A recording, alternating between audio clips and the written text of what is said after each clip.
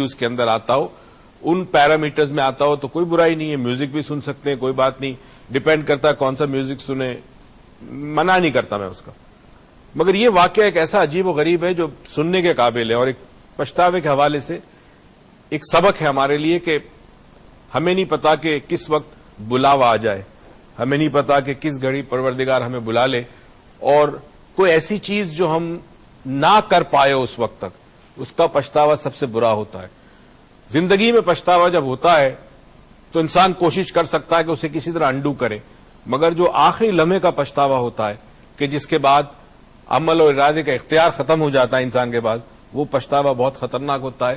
اور یہ وہی پچھتاوا ہے جس کے حوالے سے اولیاء کرام بھی نے بہت ساری باتیں کی، اللہ تعالیٰ کے بزرگوں نے بھی بہت ساری باتیں کی ہے، قرآن میں بھی کچھ ذکر ہے، احادیث میں بھی ہے. وہ یہ کہ قبر کے حوالے سے، کہ قبر کے اندر وہ پچھتاوا جب انسان اپنے ساتھ لے کے جاتا ہے تو وہ قبر میں اس کی کیا کیفیت ہوتی ہے، کیا حالت ہوتی ہے، کیا عذاب سے گزرتا ہے. وہ سٹوری یہ ہے جی کہ سیریا کے ایک ہائی وے پر گاڑی میں دو ہائی وے پیٹرول کے جو پولیس والے ہوتے ہیں وہ رات کی اپنی ڈیوٹی سر انجام دے رہے تھے، ہائی وے پہ کھڑے تھے ایک جگہ پہ، زور سے آواز آئی، پتہ چلا دو گاڑی آپس میں ٹکرائی ہائی وے پر. یہ فوراً دونوں گئے، ایک گاڑی کے پاس ایک پولیس والا، دوسرے پہ دوسرا پولیس آفیسر گیا، دونوں نے اپنے موبائل پہ فوراً ڈائل کیا کہ جی امیڈیٹلی ایمبولینسز آئے، مگر ظاہر ہائی وے تھا، ایمبولینس آنے میں ٹائم تھا.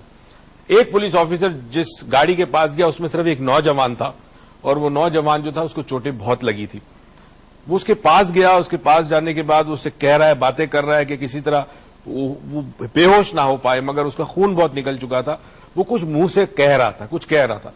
تو اس نے بڑے کان لگا کے سنا تو وہ اس کو ہلکی سی آواز آئی، اور وہ آواز یہ تھی کہ وہ شخص مرتے وقت کلمہ پڑھ رہا تھا، اور وہ کہہ رہا تھا اشہد ان لا الہ الا اللہ. اور اس طرح کر کے اس نے انگلی اپنی آسمان کی طرف اٹھائی. اور یہ جو آفیسر تھا اس کا کہنا یہ ہے کہ اس وقت مجھے ایسا لگا جیسے وقت تھم گیا، اور میں نے کہا یہ کتنا خوش نصیب انسان ہے کہ اس کو اتنا موقع ملا کہ آخری سانس پر اس نے کلمہ حق بلند کیا، اللہ کی شہادت دی. اب وہ یہ سوچ ہی رہا تھا کہ اس کے دوسرے دوست نے اس کو آواز دی کہ تو جلدی سے یہاں دو لوگ ہیں. یہ اپنے دوست کے پاس گیا، پولیس آفیسر کے پاس. اس گاڑی میں دو لوگ تھے، وہ دونوں مرد تھے. ایک کی ڈیتھ ہو چکی تھی اور ایک کی سانس جو ہے وہ ابھی چل رہی تھی. اب یہ دونوں اس سے کہہ رہے ہیں کہ کلمہ پڑھ، اشہد ان لا الہ الا اللہ، اشہد ان لا الہ الا اللہ، بار بار کہہ رہے اس کو پڑھ. اور وہ منہ سے جو بولے جا رہا ہے وہ ایک گانا تھا، ایک گیت تھا.